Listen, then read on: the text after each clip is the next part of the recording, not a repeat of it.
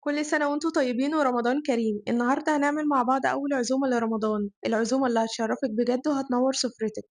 يعني شغل فاخر من الآخر، وبمكونات بسيطة جدا جدا واقتصادية يا جماعة، وهتكفي 12 فرد.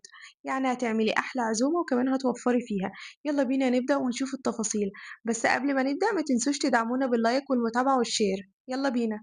طبعا عارفين عزومة أول يوم رمضان يعني بط ومحشي وحاجات حلوة كتير. فأول حاجة هبدأ بيها إن أنا هعمل البط وهقطع له الخضار اللي أنا هضيفه.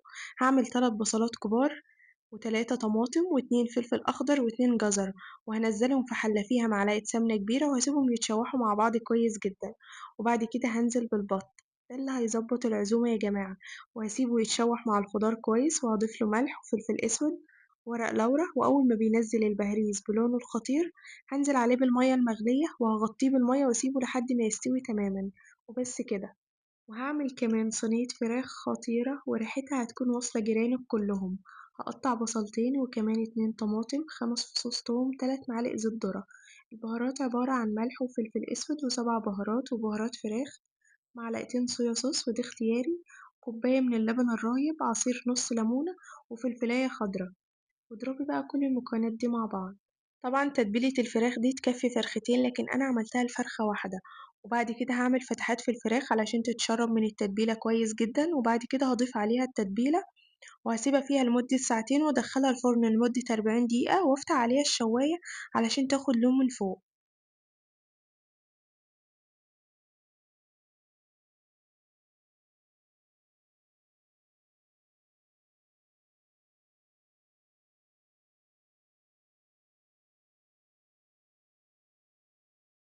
هنعمل بقى يا جماعة أحلى خلطة للحمام، معلقة سمنة كبيرة وكمان معلقة زبدة. هشوح فيها بصلتين وبعد كده هنزل بالكبد والقوانص بتاعة الحمام، هشوحها في البصل. وبعد كده هنزل بعصير الطماطم وهضيف التوابل عبارة عن ملح وفلفل أسود و7 بهارات. وهقلب الكلام الجميل ده مع بعض. وبعد كده هنزل بالرز وهنقلب وهضيف عليه 3 كبشات شوربة، ولو مش متاحة ممكن تزودي مية عادي. طبعًا إحنا ما بنسويش الرز تسوية كاملة. وبعد كده هانزّله في طبق عشان يبرد وأعرف أحشي الحمام. إلى الجميع، يا ريت وانتوا بتحشوا الحمام يا جماعة ما تكتروش رز علشان ما يتفتحش معاكوا في الشوربة، وده بيكون شكلها في الآخر. لأن في ناس كتير جدا بتقول بعمله وما بيظبطش معايا. وطبعا هكون مجهزة له مية بتغلي على النار فيها بصل وطماطم وورق لورا وملح وفلفل أسود، وبسقط الحمام فيها. هو بياخد على النار من ساعة، ساعة إلا ربع كده. هاعمل لكم بقى أحلى كفتة برغل هتاكلوها في حياتكم. باحط في الكبة حزمة بقدونس أو كزبرة، نص كيلو لحمة مفرومة هاضربهم مع بعض. بعد كده هاكسر عليهم بضاية وملح وفلفل أسود، 7 بهارات، نص معلقة من كل حاجة، وهاضربهم مع بعض تاني. وبعد كده نزلتها في طبق وضفت عليها معلقتين بقسماط ورشة بيكنج باودر ونص كوباية برغل منقوع في المية. وهعجنهم مع بعض كويس جدا لحد ما يوصلوا للقوام اللي انتوا شايفينه ده.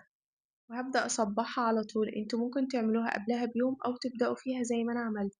بجد لو جربتوها هتعجبكم أوي يا جماعة. وبعد كده باجيب البقسماط في طبق واسع، وكمان معايا 3 بيضات في طبق. هغلف الكفتة الأول في البقسماط زي ما انتوا شايفين كده. بعد كده هضيف الملح والفلفل الأسود على البيض وهنزل الكفتة في البيض. بعد كده هخرجها وأكمل بنفس الطريقة لحد ما أخلص كل الكمية اللي معايا. سهلة جدا. أنا بالنسبة لي إن دي أحلى كفتة ممكن تعملوها في رمضان، بجد حلوة جدا. في طاسة على النار فيها زيت سخن نزلت الكفتة تاخد لون، أقلبها على الناحية التانية. شايفين يا جماعة سهلة وجميلة وريحتها بجد خطيرة.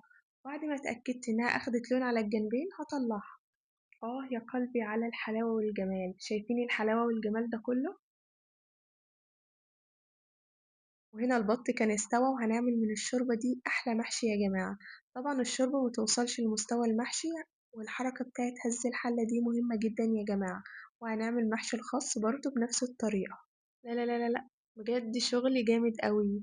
وكفتة البرغل هسويها بشوية شوربة واحطها على النار، بجد هتطلع جوسي وخطيرة. هنا بدأت أعمل الرز البسمتي. عملت ميكس ما بين السمنة والزبدة وشوحت فيها بصلة كبيرة وطماطماية وضفت بهارات عبارة عن لومي ورق لورا وبهارات رز بسمتي، وسبتهم يتشوحوا مع بعض. وبعد كده نزلت الرز وشوحته كويس في البهارات عشان ياخد من نفس الطعم. وآخر حاجة بقى هضيفها الشوربة وشوية ملح وهسيبه لحد ما يستوي.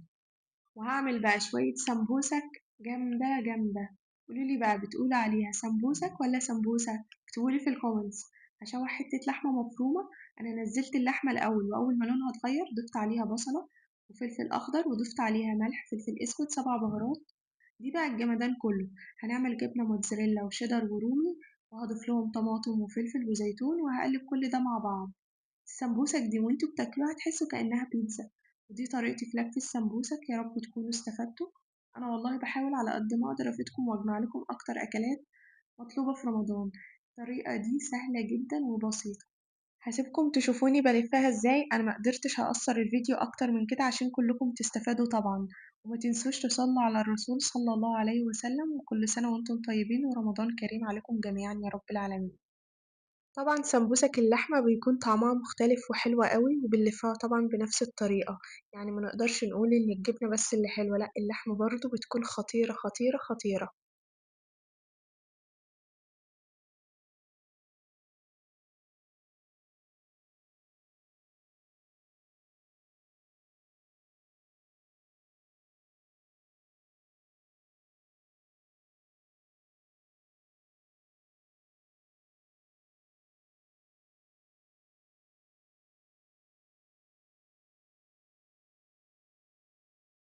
وكده خلصنا السمبوسك وهبدأ أحمرها في زيت بسيط خالص. هتحسوا بجد وانتوا بتاكلوها كأنها بيتزا بجد، وكمان مفيهاش زيت. يعني انتوا ممكن تعملوها في الاير فراير أو تعملوها بنفس الطريقة اللي أنا عملتها كده.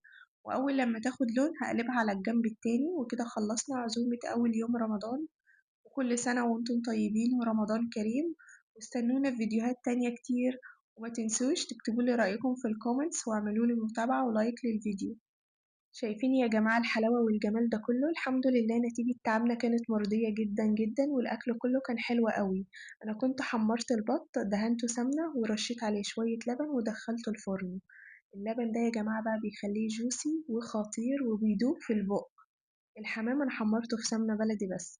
ما تنسوش بقى تعملولنا لايك ومتابعة ونشوفكم في فيديوهات تانية كتير. سلام عليكم.